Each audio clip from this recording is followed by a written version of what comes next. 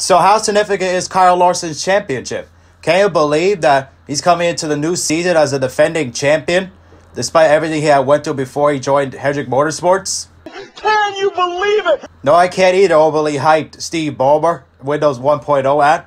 So we'll talk more about like Larson and the significance later. So Larson, he had a great 2021. He won 10 races and had 20 top 5s and 26 top 10s. He also led an outstanding 2,581 laps last year also.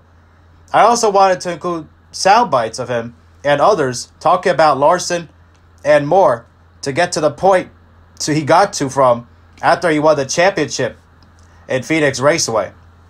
Here was Larson talking about whether he could pull the championship off at Phoenix when he spoke back in November, and more, courtesy of NBC. Yeah, for sure. I knew the only way we were going to pull it off is if our pit crew got us out as the leader, and damn, they did. That was just crazy. You know, I tried to do as good of a job as I could down pit road without speeding, getting my sign as good as I could, and then those guys nailed the pit stop and got us out the leader, and I still had to fight through it. Martin was really fast behind me, but our car was just gripped up enough for that length of a run that we could hold them off. Larson also spoke about how emotional the day was and more, also courtesy of NBC. I think just thinking about the journey and how tough of a road it's been to get to this point for so long, but especially the last year and a half, and two, I think just the atmosphere. I haven't felt an atmosphere like this maybe ever, you know, and with the pressure of this race and everything that was on the line to win this championship, every one of these fans made me feel it. So I was trying to tell myself to just chill out, stop tearing up. I make fun of my dad all the time for crying, and I'm worse than he is. So yeah, it's just so cool, so thankful. Thank you to Rick Hendrick, Jeff Gordon. We have so many people from HendrickCars.com here, Hendrick Motorsports. This is just awesome, an awesome day. He also spoke about how back in 2020, he was watching a championship race at the Hendrick compound, as he was still suspended by NASCAR at the time. He also was asked on how much of his story was a second chance and more. Probably the whole thing.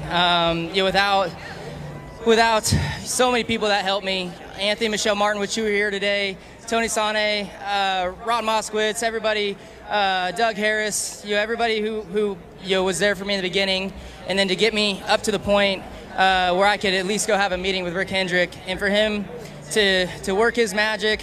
NASCAR for allowing me to come back. They had every reason not to let me come back, and thanks to them, so many people were able to give me a second chance and put me together with Cliff Daniels, everybody on this 5 car, and I'm just the luckiest human being on this planet.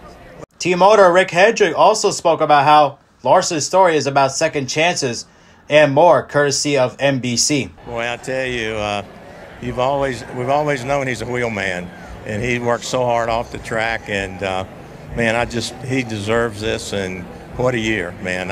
I am so proud of everyone. Chevrolet and Lloyd Royce did so much for General Motors. A good friend of mine is homesick, and Lloyd, this one's for you, buddy. Hendrick was also asked if he took a risk on signing Larson and more, also on NBC. I never thought I never thought I was taking a risk. I mean, I know how good he is, and I'm just fortunate we were able to get him, and man, what a wheel man he is. And 10 races, 11 with the All-Star race. So, I mean, it's unbelievable. New Vice Chairman Jeff Gordon also spoke on Larson's performance and more, also courtesy of NBC. Unbelievable, by the whole team, and Kyle Larson's a great talent, and you give him a great race car and great race teams, and he does amazing things. We've seen it before. We've seen it in other forms of racing, and he and this pit crew and this team, they did it all year long. They got to this point, but what a battle. I just want to say the whole Phoenix Raceway, NASCAR, and all these fans that came out here today. This is what a championship weekend's supposed to feel like, and that was a championship battle. Great competitors, and a great champion here. So how significant the championship is for Kyle Larson? Very significant. Who would have thought back in 2020, when he was first suspended by NASCAR, that he would come back the next year and win a championship?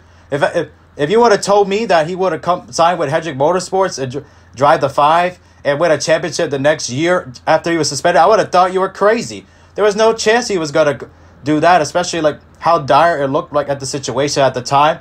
I've done a lot of videos on Larson like, over the years on the channel. Like one of the earliest videos was him when he won at Michigan back when he drove the 42 car, and that was one of the early ones there too. And I also did a video on that aforementioned video when he got suspended and released by NASCAR as well. And Chip Ganassi Racing at the time, he lost all his sponsors at McDonald's and Credit One Bank. And like I said in that video, that was right after, like shortly after the shutdown with the coronavirus and everything like that, COVID and everything like that. And he the video like explains everything what happened, but the gist of it was like happened in the iRacing event, which I actually watched on TV, by the way, live. It was the Monza Madness. It was crazy, the event. Who would have thought that would be the same night that Larson said what he said, and it changed like the course of like his path and everything like that. But also then he had his redemption, like in March at Las Vegas Motor Speedway last March. I did a video also on when he got his win at Hendrick Motorsports, breaking like the record, like the fastest like to win. Like I explained it in that video as well, like tear the body, everything like that. And who would have? And I said in that video also that he was going to win a lot of races, but who would have thought like he would have won 10 races and break records and do everything like that. First driver since Jimmy Johnson back in 2007 to win 10 races. Kevin Harvick came close in 2020, but he fell short there. But what a way like for Larson to like won all these races. And I also did a video when he won the race to go to the championship 4 as well. I believe that was at Texas when he won that race. That he won to get to the championship 4 as well, which was also incredible as well of a race that he won there, because it was a good thing that he got in because the championship 4, because that would have been like terrible had it like happened like in 2020 with Harvick, like missing out on the championship 4. That would have been extremely bad for that as well. So I'm glad he made it to the championship and won it too. Like the way that he won it that year, like he had to do it because with this format, there's no guarantee that you would go back like the year after. I'm glad he got his championship. He deserved that, and there's everything that he's been through, especially like to be able to already like he already won more races like last year than he had his entire career. He had won 6 races before that, all with Chip Ganassi Racing, of course. And it is incredible to think that he did that as well. And I did the video on when he joined Hendrick Motorsports as well, like in November 2020 as well, when I did a video on that as well, when he got the 5 car. And I was happy that he did that move as well, because like 5 hadn't been successful in a long time since Mark Barton. And it was nice that he did that. And it's just an incredible year and everything like that, especially like winning at the last year before the next gen car. He should have won more races, honestly. He could have won like more. You could argue he could have won 12 or 13 races had everything gone his way. He should have won Atlanta, but Ryan Blaney passed him late in that race to take the win, and Larson dominated that one. He should have won Pocono, the first race of the doubleheader, but then he crashed on the final lap, and then like a lap or so to go, or 2 to go, and then Alex Bowman passed him, his teammate, for the win, and you could have argued that he could have had even more, but then he didn't deserve he won like Bristol, but he wasn't in the running to win that race until Chase Elliott in the contact with him and Kevin Harvick late in that race. It took Elliott out of a chance for a win because he had a cut tire.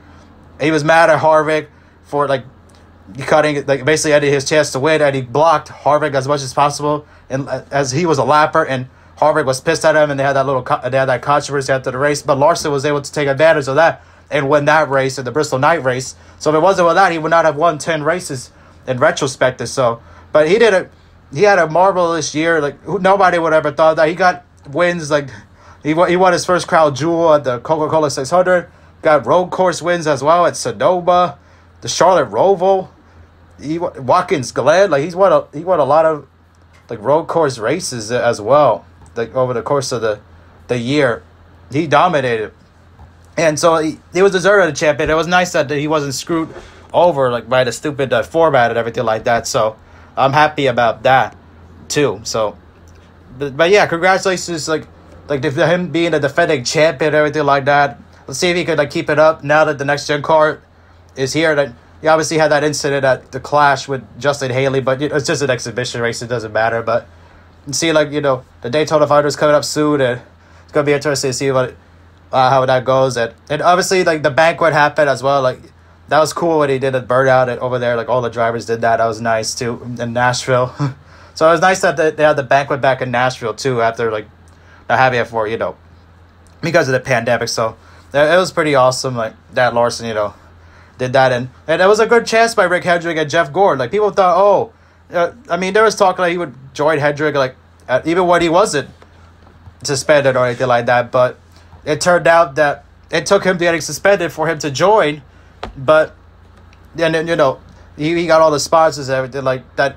That he didn't get any of the sponsors that he could have, like, had he just went normally.